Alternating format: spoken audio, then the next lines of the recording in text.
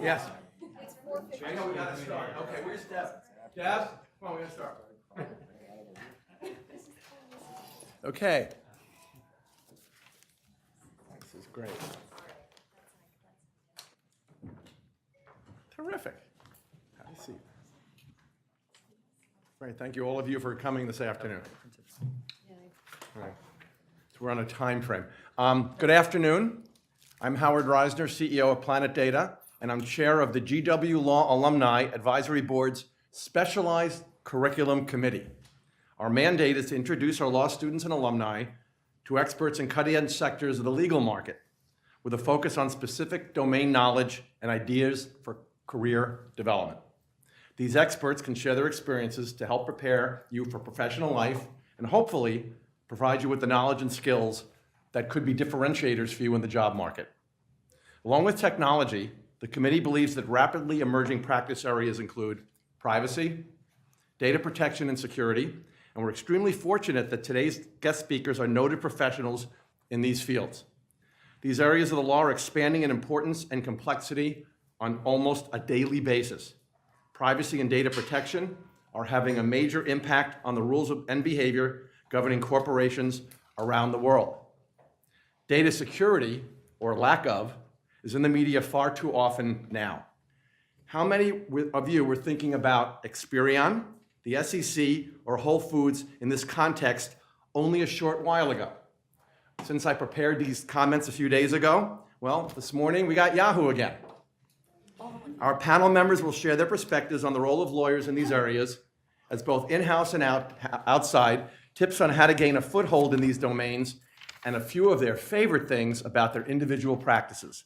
So let's meet our panel. First, we have Deb Bromson. She's Assistant General Counsel of AAA Club Alliance.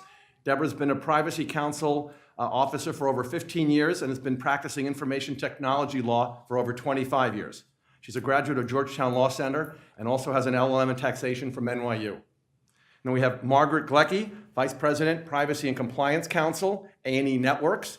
Maggie was an engineer and then became a lawyer. She's a graduate of Touro College Jacob D. Fuchsberg Law Center. We have Ashley Slavic, Senior Counsel and Data Protection Officer of Viva Systems in from Paris.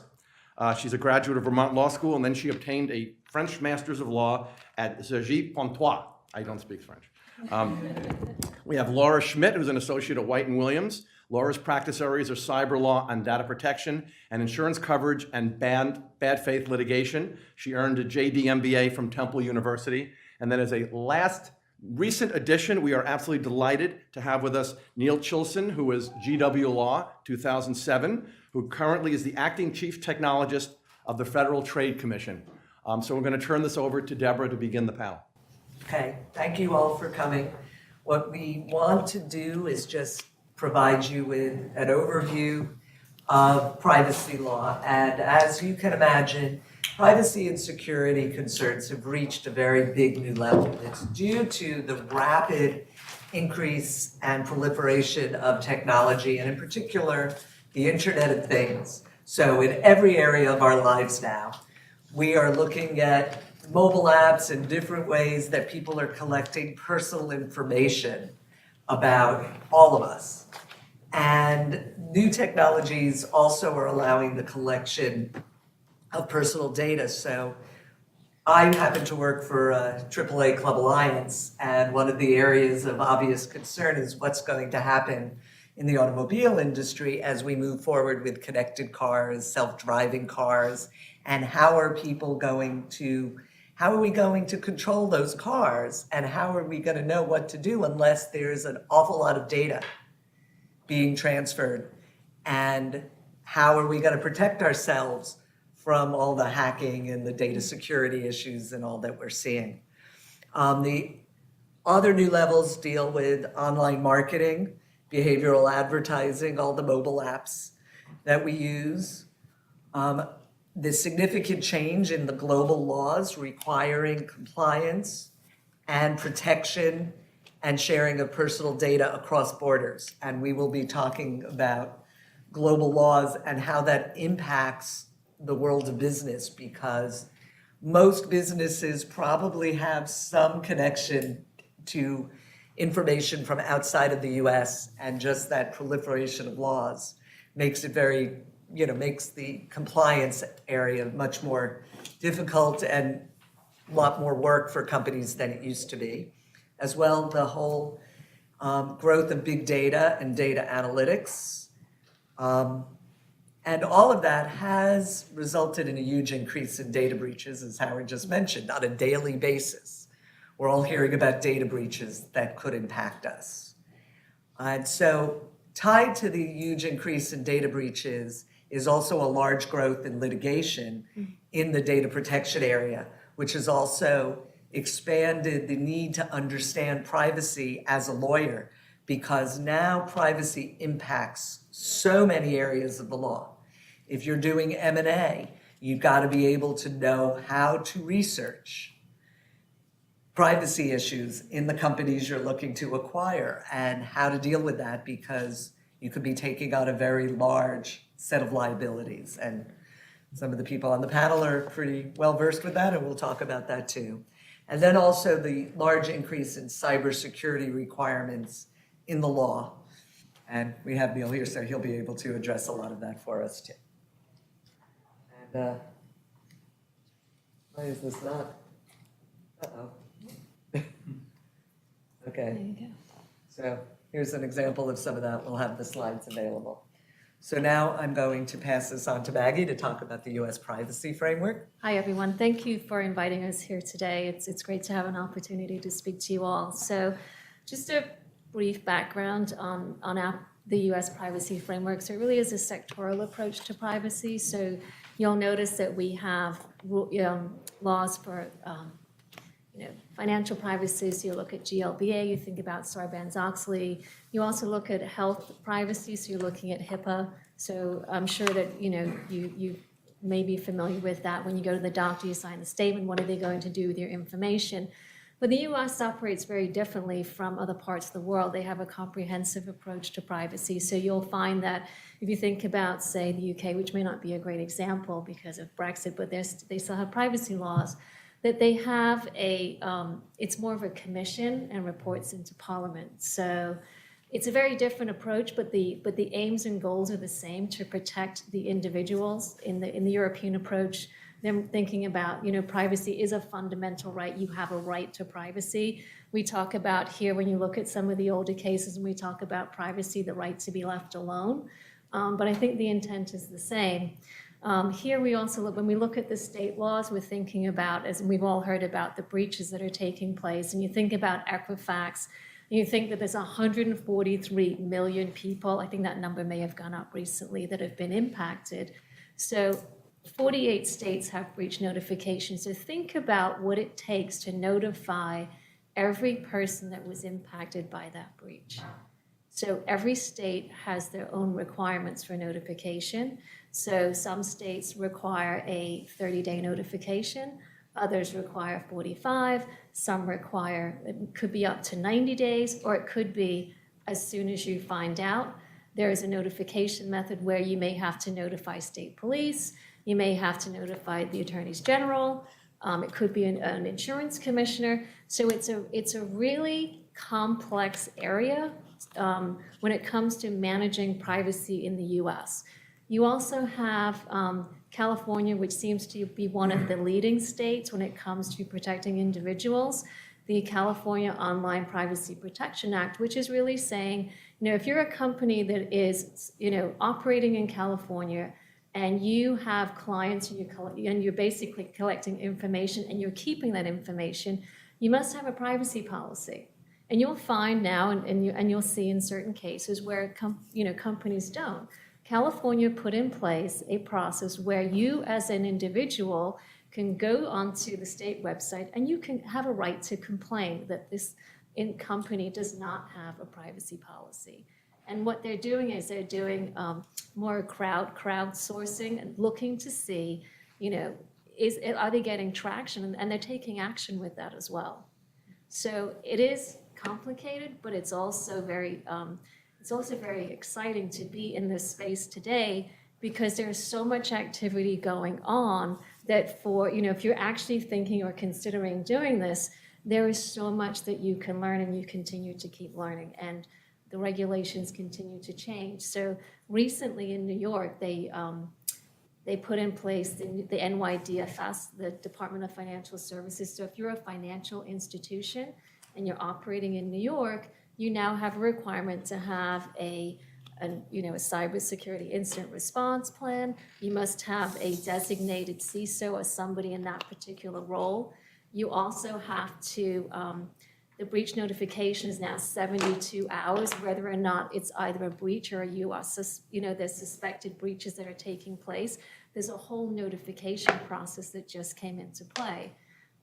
Vermont and Colorado have introduced rules around, broker-dealers, and that really is more around, do you have a cyber plan or cyber policy in place to protect the information? Because they're collecting a lot of information. This is all around financial transactions. So it's a pretty busy place. There's a lot going on. So you'll have the state regulations, you'll have federal, and we'll get Neil to talk about a little bit about those.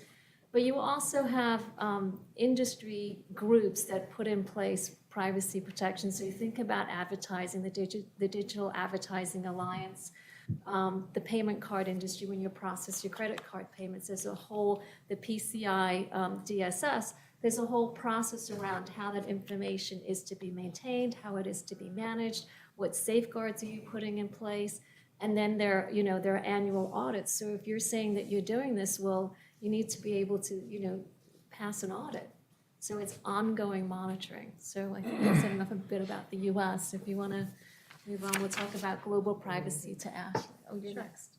Yeah, maybe I'll just add a little gloss on the federal approach, which is quite different than the European approach. The FTC, you can kind of think of it in some ways as a more of a common law system. We have a statute, it's Section 5 of the FTC Act, that prohibits deceptive and unfair practices. Now, that's not privacy or data security specific, but the FTC has used that authority in order to bring a lot of cases. So we've brought about more than 500 privacy and data security related cases.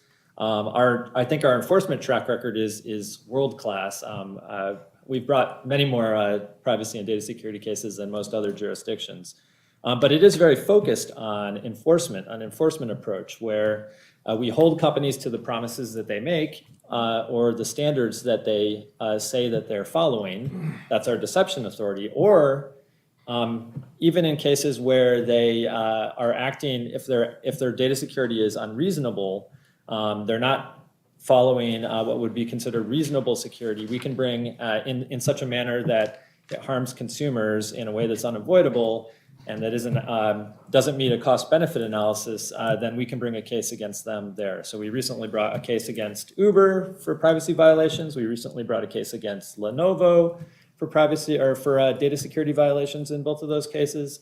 And so it's a pretty active space, and that's not even bringing in all the other types of privacy torts, for example, or law enforcement types of privacy. So there is a very complicated system. In Europe, those tend to be also put together. The sort of government uses of data and commercial uses of data are kind of regulated by the same groups. And so it's quite different. The US has a unique approach, and it works some, and it has flaws as well. I can say from my experience, it was the FTC that started a lot of us in this area, because way back in the early 2000s, they had pulled in a couple of companies for sending emails with open addresses when they said they wouldn't do that. So they were disclosing health-related things if you were on a health email, and you could see, instead of making it blind copy. This is a case called Eli Lilly, Yes. where Eli Lilly Lilly had a case. bunch of people who were subscribed to a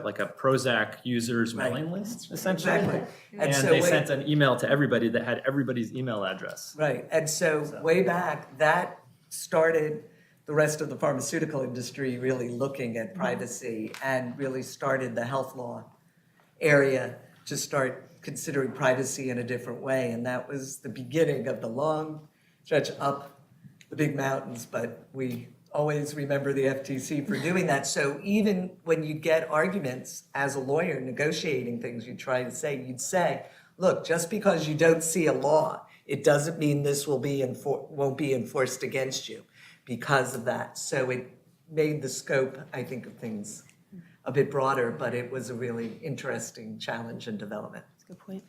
So, and I think also just, if you have any interest, those cases are online. You can look at the history of the FTC. So you'll find that, sometimes you're going to be fined or there'll be a consent order. And most of them there are 20-year consent orders in place. Right. So think about a company that's now under the watchful eye of the FTC if they don't maintain the agreements that they made with the FTC with those consent orders. And the FTC can always go back. Yeah. Absolutely. And we have most of the big online names, I would say, under consent Yes. orders, honestly. So. Okay, so thank you, Ashley. She can give us the best view of how to deal with this. Well, so I'm looking at it from a global perspective. So I'm an American, but I live in Paris and I work for a US cloud technology company. So my main focus is getting us compliant with the GDPR. So the GDPR is the General Data Protection Regulation. And as Maggie was saying, in Europe, privacy is a fundamental right that's guaranteed under the European Constitution. So all European citizens have this right to privacy. And the GDPR is basically a revolution that expands the scope of this right. So now all companies have to have a data protection officer so that they can have a privacy policy in place in order to demonstrate to the Data Protection Authority that they're in compliance with the law. And this will be coming up for May 25th, 2018. So those of you who are 3Ls are looking for a job, I definitely see this being an area of interest because you don't have to necessarily be based in Europe to be a DPO. You basically, if you're marketing your product to Europe, you need to have a data protection officer. And so that's what I do for Viva. And what we do is we also collect data. So we have to send notification letters to all of the data subjects, and that has to be in the language of the country. So you imagine, Europe is 27 countries in many different languages. It's quite an undertaking to provide these notification letters. And that's to let them know that we're processing their data and give them the opportunity to opt out. Oh, sure. So a data subject is an individual, any kind of personally identifiable data. So your name, your email address, your phone number, your gender, or age, or something like that. So basically, what I do for Viva is I make sure that all of our products, which are software products designed for the pharmaceutical industry, are in compliance with the GDPR and any other global privacy requirements. So we also look at HIPAA, and Canada has a very strong privacy law as well. And in Asia, there's China, they've had more talk about data localization requirements, so saying the data needs to be stored within China. Russia also has a similar data localization requirement. So, there's a lot of interesting work there, and it's changing all the time. But focus in Europe right now is GDPR for sure, because the fines can be up to 4% of global turnover or 20 million euros. So it's an important amount of money. So I guess think about if you're a Google or a Facebook and you make gazillions, are you willing to give up 4% of your annual worldwide turnover? And I think someone mentioned to me the other day, if you were Google and you were fined, it's about, I think, like over $4 billion. It's huge numbers. And I think a lot of companies are looking at this, and especially, from a US side, we want to be compliant with the law. There's a lot of work that's going into it. So you may find in where you are, especially in DC, that there may be opportunities to assist or help out, because the work is around privacy policies, consent, notice, building programs around vendor management, which is huge. So every company that you do business with, you are holding the information, you're telling them what to do. They also need to be compliant. So this is a big, big area. A lot of the consulting firms are spending a lot of time and a lot of money with people working in this area. Wow. And it's going to start ramping up, and there's not enough people to do the work, quite honestly. Right. And in particular, because of the differences across the globe, the amount of work that privacy experts need to do just figuring out where do you set the standard for your company? How do you deal with different areas? And for many companies, you work in more than one area, business area. So you might have a financial side, but then you also have a retail side, or you have, You have HR data? Yes, You make HR sense. data, different things that come across. And you can have subsidiaries and companies that operate in different countries. And you really have to delve deep into what does the company do, what does your client do, and how do you data map, and that's also Yeah, very and big. on GDPR, the really interesting issue is there, and the HR data is a great point, because if you're a big company, you don't have to be a Google, you don't have to be a software company at all. If you're a big company that has people who work for you in multiple jurisdictions, you almost certainly, if you have anybody in Europe, you almost certainly have to comply with GDPR. And if you don't, you're possibly subject to this 4%, even if you're not really a data company in that sense. And so, Oh, for sure. I mean, very- the GDPR is not industry specific. It's focused on any kind of personal data, no matter what your business is, whether you're in the data business or not. And it's really about demonstrating compliance. So the data protection authorities have been very clear that they'll be aggressive about doing audits, and they want to see, where's your privacy policy? How do you transfer European data to the US? What kind of data transfer mechanisms do you have? Question. Yeah. 4%, we talking about 4% of revenue, 4% of A profits? global revenue, Yeah, yeah. global revenue. Global revenue. It's global, so you can be doing very little business in Europe, but if you get caught, they're gonna look at a Yeah. large number, even if the scope of the violation can be small, and nobody yet knows how they're gonna start charging, what they're gonna do, how they're gonna look at it. Yeah. But we already know that there is a concern about US businesses having European data.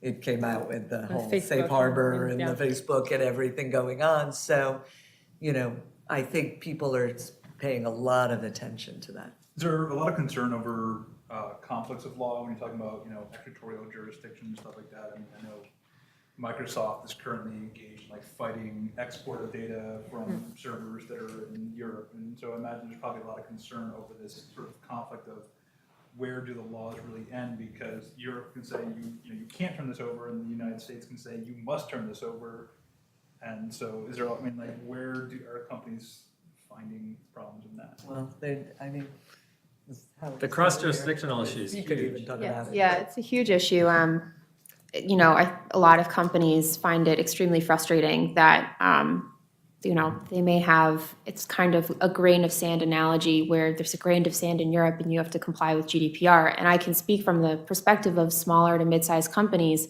that's extremely stressful because it is a huge burden to become compliant with GDPR. So that is a huge issue that everyone continues to raise. I think from a business perspective, what we're hearing from a lot of companies is there's this cross-jurisdictional, extra-jurisdictional issue, but at the same time, the penalties are so huge, and there is an impression that there is some targeting of U.S. companies, that it's a balance of risks of should we just become compliant rather than dealing with the battle down the road of cross-jurisdictional or extra-jurisdictional issues. So it's an issue, but I think that some companies don't even want to confront it head-on. And I might just add, and I know maybe we can talk about it, maybe we're gonna talk about it later, but the Privacy Shield, we do try to interoperate. So one of the ways that we get around these issues is there's international agreements between jurisdictions about how their privacy laws might interoperate. So the Privacy Shield is a mechanism that replaces the Safe Harbor, which was struck down by the European Court of Justice. And the Privacy Shield, the way it works essentially is a U.S. company or a company that's in the U.S. that uses or collects European data would pledge to follow the rules under Privacy Shield, which were heavily negotiated between the Europeans and the U.S. And if they pledge to do that, then that can be enforced. There's a whole bunch of other details to this, but that can be one part of it, and the part I'm most familiar with is that promise can be enforced by the FTC. So then we can bring a case if somebody pledged to do that, but then they didn't do it. And we recently brought 3 cases against companies that had started the sign-up process at the Department of Commerce, including the part where they put on their websites and made notices that said they were compliant with the Privacy Shield, but they hadn't finished the process and therefore they very clearly were not compliant with Privacy Shield. So that's the sort of approach. There's other groups like the APEC, which is kind of the Asia Pacific. I think Mexico's in there too. Groups that agree to follow certain sets of rules so that data can flow. Because, and this is really important. I think we're kind of hitting Europe a little hard on this from the business perspective, but I will tell you, the Europeans really care about Privacy Shield working as well, because they're our biggest trading partner, and we're definitely their biggest trading partner. Maybe China's ahead of us. No, I'm not sure, but it's a very big deal for them to be able to send information back and forth across the Atlantic, and I think there's a lot of incentive to make it work. And we'll see what the European Court of Justice does. There's appeals right now on challenges to the Privacy Shield approach before several jurisdictions. And also, can I just add, there's also challenges to the other ways that we can transfer data across borders right now. So there's some uncertainty going on about whether model clauses will work in the future, challenges against the Privacy Shield as examples. So there's a lot of uncertainty in this area, as well as what's going to happen in the near future, both with GDPR as well as cross-border data transfers. And uncertainty is good for lawyer employment. Yeah. That's where we come in. Explain model clauses, I don't know what model clauses are. So I don't know if we actually explained the difference between GDPR and cross-border data transfers, but basically GDPR is, I like to say it's for when you're doing stuff in Europe, but the moment that you want to take that data and pull it back to the United States is when we have to find a mechanism for that to be permissible, because under GDPR and the directive right now, it's not. And so we do that a couple of different ways. One way is binding corporate rules. Another way is the Privacy Shield certification. And then we use model clauses as well, which you can go onto the EU website right now and pull off the model clauses and start tailoring them to your client as well. And they basically have certain guarantees about the data and the privacy implications that how you will use the data in the United States. So those are the mechanisms that we traditionally look at. I always worry I'm missing one. That we use to bring data back to the United States. And so the standard contractual clauses or model clauses are essentially a contract between the data controller, so the entity that's transferring the data, and the data importer who is going to be receiving it. And that is quite cumbersome, because Viva, we have 500 customers. We would have to sign these model clauses with every single one of our customers who are transferring this data. And so the advantage with Privacy Shield is this is an agreement that Viva has made with the US government, saying that we pledge and we promise that we're going to treat data in a particular way.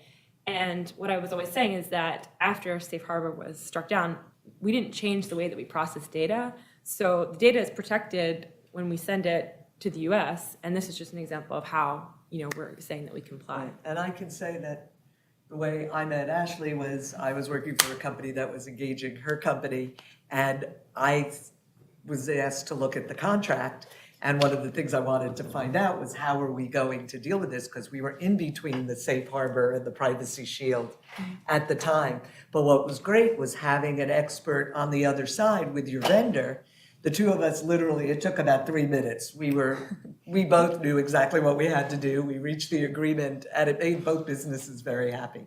So there is that advantage as well, to have the people in-house and at different levels understand how your business works so that you can help your business comply with that. So then, you want to talk about privacy by design? You're a good expert on that, Maggie. Or I can too. Oh, was I? Is that my? Yeah, that's you. I can talk about it. Well, That's fine. I think we've We all can tag and team I'm it. happy to talk about it too. One of the things and one of the key areas for businesses is to be proactive in planning. Yeah.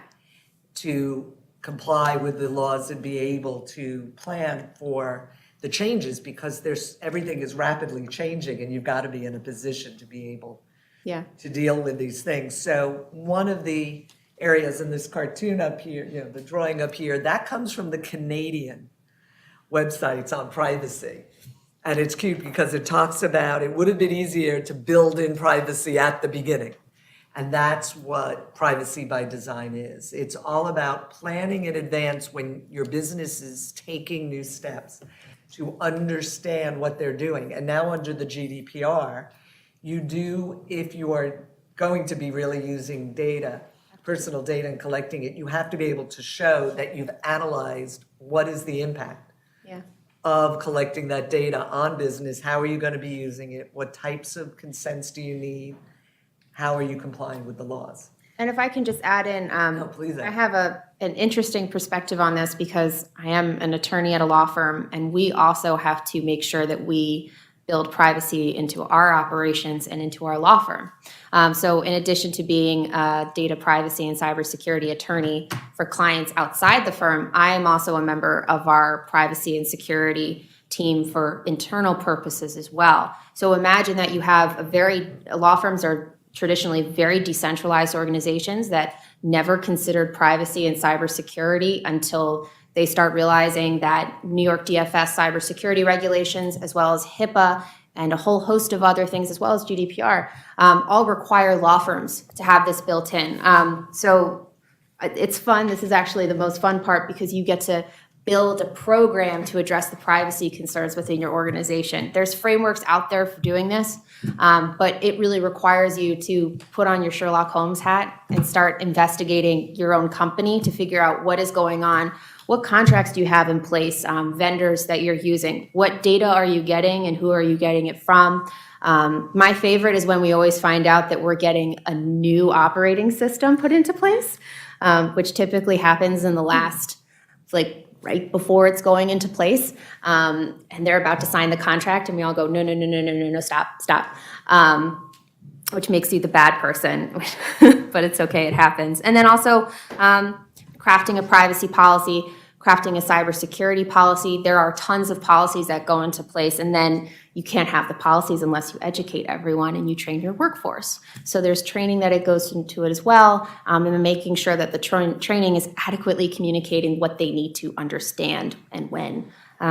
So that's just some of the pieces of operational privacy. Maggie, do you want to add anything? Yeah, I was going to go back to the privacy by design. So think about you're an app developer developing a new app for the App Store. It seems kind of run-of-the-mill, write your code, put it up, get people to pay for it, hopefully you'll make money at it. I think that's people's very simplistic view. But it's not that simple anymore because it really is. And I work in a media company, and one of the things, we have our own apps, and we're very conscious of the fact that we are collecting information. So you really have to have a privacy person or someone that understands you're collecting a lot of information. Do you really need all the information that you're collecting? You only collect what you need. You don't over-collect. You don't store. You don't keep it in perpetuity because, trust me, that's just not a good idea. Think about how much information is getting stored. So it really is a discussion with your app developers. It's a discussion with your engineers. And it is about the education, but they also need to be mindful. I think now in the app stores, if you don't have a privacy policy on your apps, the app store is going to take them down. You have to have a privacy policy. The privacy impact assessment is really about you're collecting information. So tell me what you're collecting. Are you collecting name and address and social security and date of birth and zip code? And it could be a tax ID number. It could be a photo. You're collecting it. Now the question is, what are you doing with it? So are you transferring it to Europe? Are you transferring it to Hong Kong? Are you transferring it to Australia, Russia, wherever? You need to know where the information flow is going. And then the question is, besides you, who else are you giving access to the information to?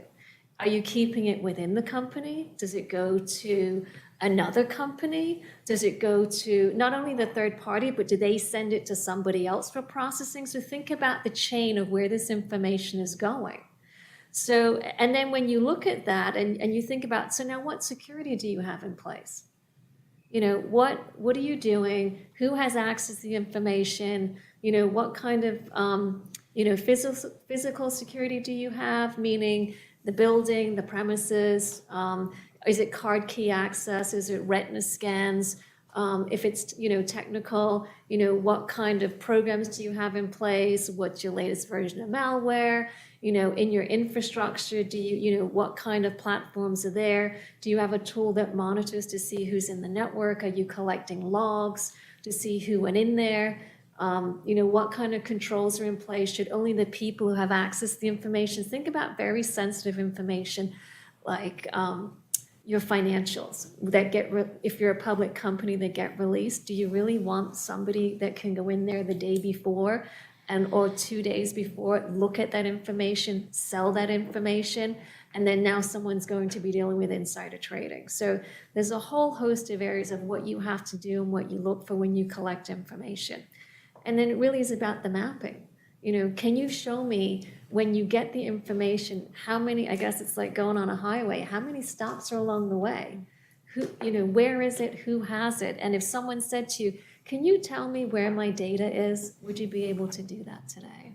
Yes? So I've seen like startups or companies that have web pages and they may collect consumer like credit card information through those web pages on their privacy policies. They kind of like I've seen them disclaim any liability because the data is hosted by like Amazon cloud services. Is that something that works? Well, they can't say that we don't own it. It's not us, it's Amazon. So go talk to Amazon because they have bigger pockets. They have a contract with Amazon. And the contract is probably very specific about they're providing a service to this particular vendor. So they can't disclaim that they don't own the information. They own it. They collected it. Amazon wouldn't agree to that. And they would never agree to that. There might be vendors, right? So who provide to a startup, they might provide card processing payment services. And so I could see having a statement there that says maybe that's part of the service that they provide, which is essentially you're never going to touch this data. We'll be the only people that handle it. And so contracts may work that way for that. So think about somebody like Stripe. So they're doing a lot of the processing for credit card information. So there is still a contract between the company and Stripe. So it may not be that it touches the company directly, it could be indirectly, but there's ownership there. Yeah. And the thing that's tied to all of that is one of the areas that has really gotten intense is contract negotiation with your vendors. And how do you address this? And I can say I started a new job, and one of the things I've been doing is reviewing contracts, because if you look at contracts that are more than 3 or 4 years old, you might really find that they didn't address privacy and data security or any of that unless the company happened to have somebody who was working in that area, but many companies didn't. So now one of the big things is reviewing company contracts and modifying contracts. But you can imagine the battles you get into with vendors, because who should be taking on the liability? Are they really going to take on all the liability? And are they going to be able to cover the liability even if they are liable to you? What can they afford? Yeah. You look at what's happened with, all the, credit card issues and, them all, checking all these things. Are they going to be able to cover? Is Equifax going to be able to cover all the costs? How much money ultimately do they have? And so one of the issues as well is cyber insurance. And are you protecting your own company from the costs of some of these things and dealing with that? So it's added an even newer element. Or can you require your vendors to have that kind of insurance? So I'll give you a few other anecdotes along the way. So when you look at indemnification, they're basically saying, well, they want to start going, well, we want to cap it. Yep. We want to, we have a limit and that's it. So either you're going to go with this vendor, or you may have to walk away, but you may not want to walk away because of the services that they're providing, and they may be the best in the business, and you're going to have to work out and negotiate with their attorneys what to do. And Deb's right, like a lot of them didn't have they had security, they do like reasonable security. Well, what does that even mean when you're writing a contract called reasonable security or appropriate security measures? There's standards out there, you want them to follow some industry standards. And then the other thing that you're going to see is around the cyber insurance. And everybody claims, yes, we have cyber insurance. They won't show you their policy, but you have to say, well, what does that cover exactly? Well, what does that even mean? So it's, will it cover the breach notification? Will it cover the call center? Will it cover, getting the letters out to the clients? Will it cover any kind of PR? Because now you've got reputational and brand damage. Like, how do you manage this? So if you're not specific about what's in the policy, in the event, not it does happen. You can't be sitting and going, well, now how do we manage this? It has to be in the agreement itself. So you'll see a lot of companies, if you're doing like a master service agreement, you'll see that. But where you have issues, and I'm sure you guys all agree, when you're dealing with SaaS vendors, they're like, this is our boilerplate and that's it. They don't want to negotiate anything, nothing. That's not the case with us. Well, you're lucky. But a lot of the big companies, they're like, no, this is our terms and we don't want to negotiate. So if you do have a negotiation, it can take It's months. very difficult. It's Or very even hard. if it's a small company, Yeah. we'll have them come back to us a lot of times and go, well, we're just a software. We're just a software. We're not going to be on your properties. We're not going to be there in person. So we don't really need indemnification or limits of liability for that type of thing. And then you go, well, okay, so you're never going to be on person, but say you're providing security cameras for our buildings and they're connected to the internet. And one day they completely fail. And as a result, we have a crime occur on our premises that we get sued for. Right? So it's not necessarily going to be purely software. So that's a back and forth. Well, and even big companies can't get these negotiated. I would say we brought a case against Uber, who was using AWS cloud services for essentially a development sort of database that they allowed all of their engineers to have access to, that had both rider and driver data in it, including driver's license numbers, social security numbers, and so Uber didn't get Amazon to negotiate away liability on that. So it's an interesting thing. But then also there's an interesting issue from the FTC perspective, and I'd be interested to hear what you guys think about this. Calculating injury is very difficult often in privacy cases. That's a huge issue these days. I mean, that's For a standing cases. issue. Can you have it? Do you There's a have standing issue, but then there's a Yeah. damages issue Yeah, that's because true. and at the FTC we're actually having a workshop in December to talk about the different types of injury that happen to consumers, but then also how can you think about how you might calculate that? Now, financial industry where somebody actually does ID theft and steals money, often you can measure how much was stolen, but it can be very, very hard to figure out, well, was my identity stolen because I was in the DSW breach, or because I was in the OPA breach, or because I was in the Target breach? So like lots of consumers have it's very hard to tell why Yeah. your identity was stolen. And then outside of that, health and safety things. We brought a case against a company that had a in-home internet connected camera that if you had the IP address of the camera, you could see the feed. There was no security on it. And so we brought a case against this company for essentially invasion into the privacy of people's homes.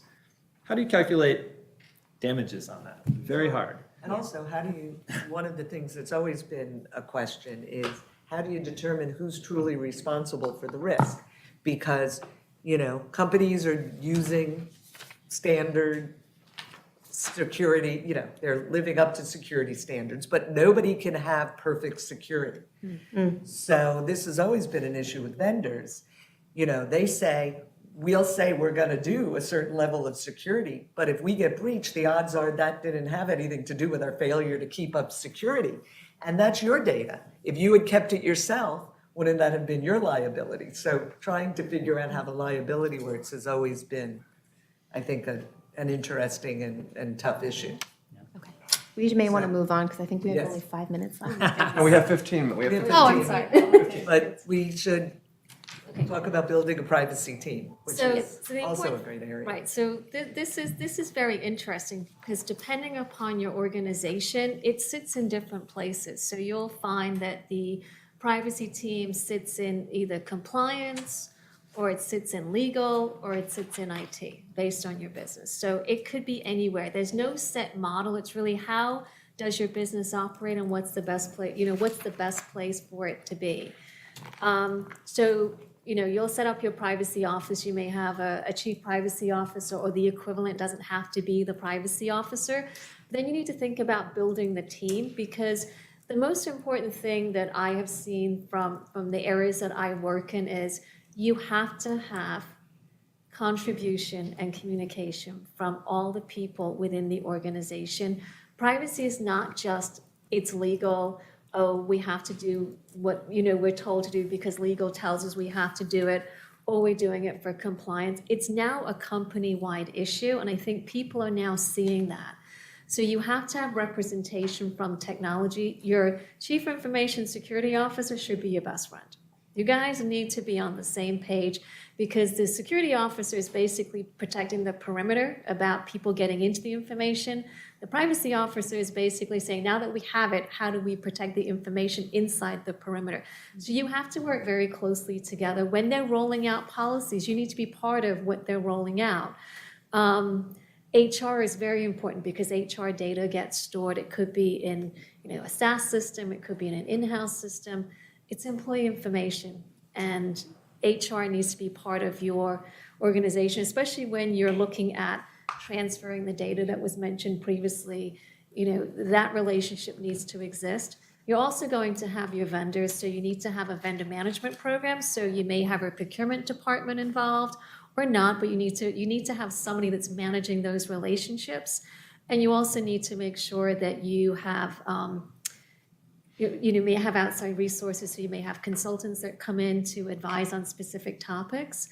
But every facet of the business has to be involved to put the policies in place, roll them out, and make sure that people are compliant with the policies. Training is very, very important, because if you don't train the people and don't train the staff, people are not going to know what your intent is, and people make mistakes. So, for instance, you're sending out an email, so what does the email policy say? Well, if you're transferring, sensitive information, that information needs to be encrypted.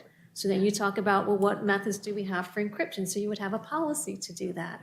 So, or you'll see that, people are sending out emails and BCCing everybody. Bad idea, don't do that. Or reply all, very bad. So you have these policies in place.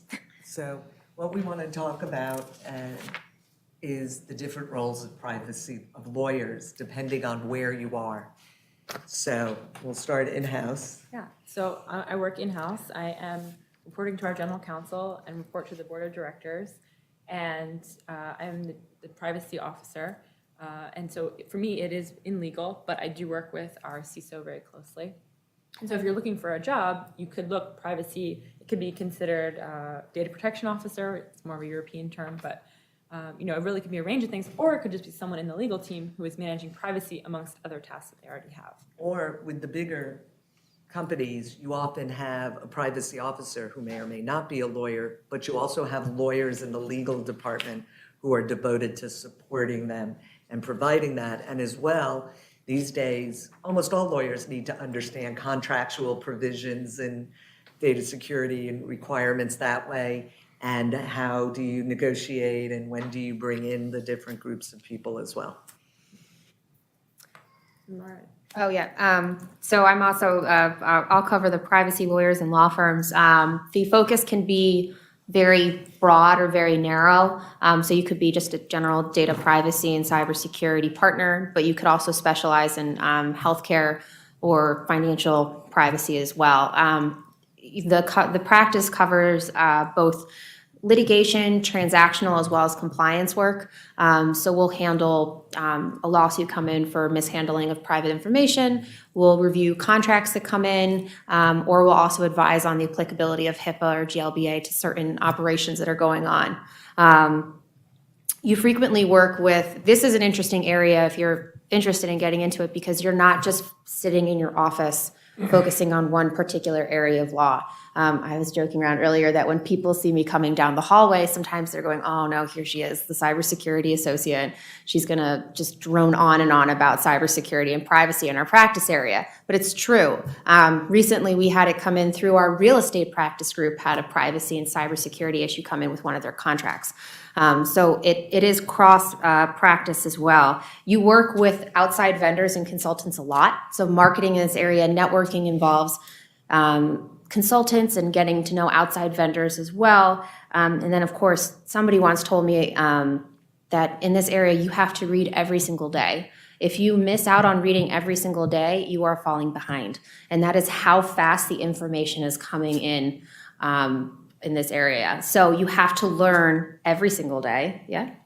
On that front, are there any like RSS feeds or blogs or anything that you recommend following? Because We will talk about We will talk about that really, yeah. You So, have so the one thing I will note real quick is that there has been some discussion lately, especially on the IAPP message boards, about how difficult it is to get into privacy and cybersecurity as a practice, especially if you're an attorney just starting out. I think that one of the things that I did that I find very helpful is that you don't necessarily have to go for the privacy and cybersecurity associate job. You can start out in a different practice area and then just be really annoying and constantly talk about privacy and cybersecurity until eventually they go, fine, you can work in this area as well. So don't worry about getting that job title. So we do government. Yeah, and so really quickly on government, the majority, and this is focused again on the consumers, or the commercial side. There's a whole national security government privacy lawyer thing that I'm not going to touch on. It's very complicated. And I don't know that much about it, honestly. But on our side, law enforcement litigation, that's what the majority of the lawyers within the FTC who do privacy do. And we have a division of privacy and identity protection. It's about 40 attorneys and investigators. They spend their time investigating data breaches or privacy news stories about privacy violations, or doing compliance and review of all these companies that are under order who are submitting the information that they're required to under those orders. It's both at the federal level and at the state AG level, although I would say the state AG offices tend to have a smaller, depends on the office, but they obviously have a much smaller set of resources that they can dedicate to this. Sometimes they have a couple people, but most often they have people who kind of do lots of different things and also do privacy. A couple of the other issues, I mean, the government agencies are like companies in some ways, and so they have their own set of rules that they have to comply with about the data that they have, or like law firms. And so there is a structure very similar to what Maggie talked about within government agencies with a chief privacy officer, although we don't always call it that, and who handle the sort of internal operations. And then because this is such an international issue, at least at the FTC, there's an entire division of people, the Office of International Affairs. One of their tasks is to coordinate with other countries on privacy. And then finally, there's a job that I have, which is not really litigation, but sort of thinking about it at a really high level policy level. So when a case comes up, my job is to advise my boss on whether or not this case makes policy sense in some legal sense also, but does it make good policy? And that's different than the litigation job, obviously, and I find it to be really fun, but it's kind of an unusual job. So I wanted to ask the team, what are their favorite things about being a privacy attorney, and what makes you stay doing this? So for me, it's definitely the international scope. You know, I'm based in Paris, but I often travel to the US or in Europe. And I mean, data is flowing all over the world, so there's no way to stop it. So that's something that's really interesting. And it's also always changing. So there's many countries that don't have privacy laws yet, but that may have them in the future. And, you know, it really keeps you on your toes that way.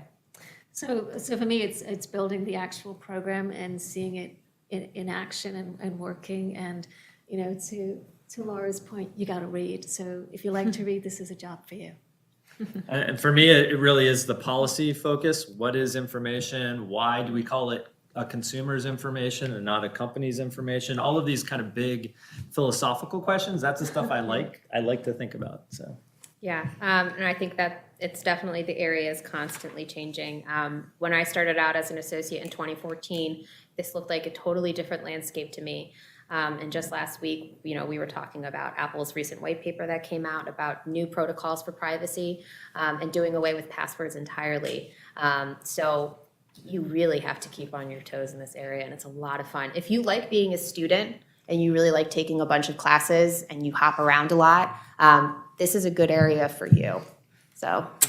And then I would say for me, it's always been that I've gotten to work with a lot of people, and I'm a networking sort of person who really likes working with lots of different people.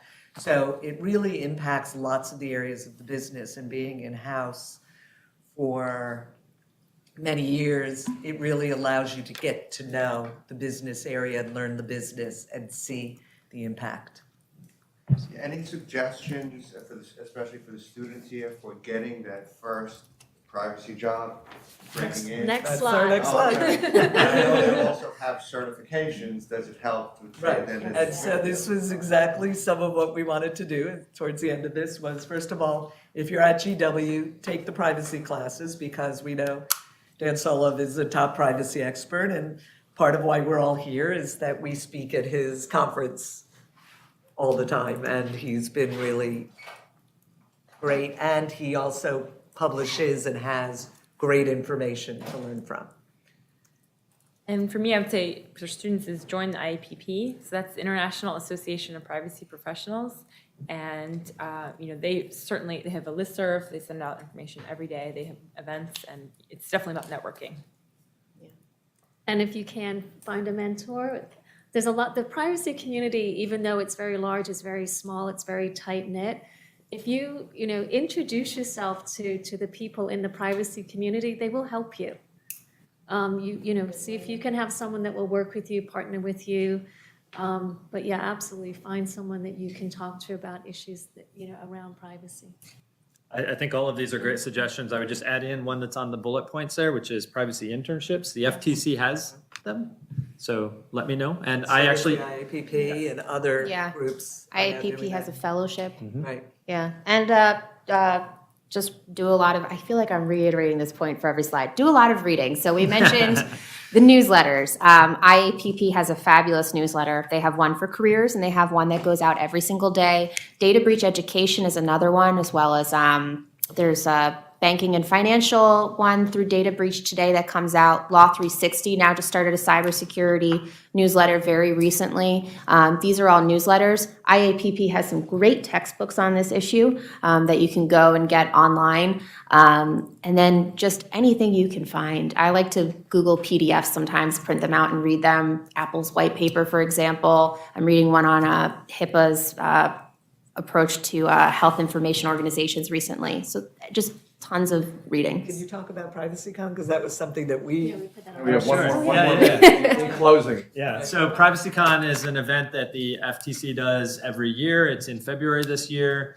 There actually is a student poster section for this. So if you are doing privacy work or you can come up with something in the very near future and submit it, I would suggest that you do that. Dan probably has some ideas. Talk to Dan. And come to the event no matter what. It's very interesting. It's full of technologists. It's full of lawyers. It's full of people who care about privacy, and it's going actually to be quite next fun. February. Yeah. I have a question for more seasoned attorneys that want to switch more towards privacy and may have somewhat related background, but not exactly a privacy background. And some people have suggested getting the certificate.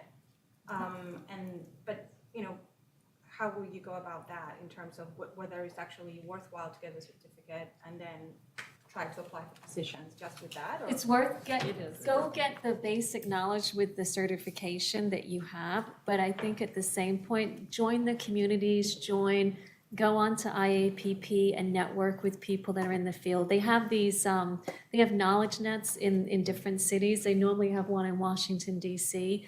Come to Dan's event. You should go to Dan's event in the next couple of days. And being honest, the Yeah. IAPP is a very affordable Yes. type of thing, but also if you, depending on where you are, the ABA, if you Yeah. remember, has lots of, cybersecurity stuff, in too. different sections, and the ACC, if you're in-house, truly allows you to look at a lot of things, and all of us have spoken at many of those types of events. So we do have this, and this will be made available, some suggested resources to look at, obviously, Dan's websites and things, IAPP.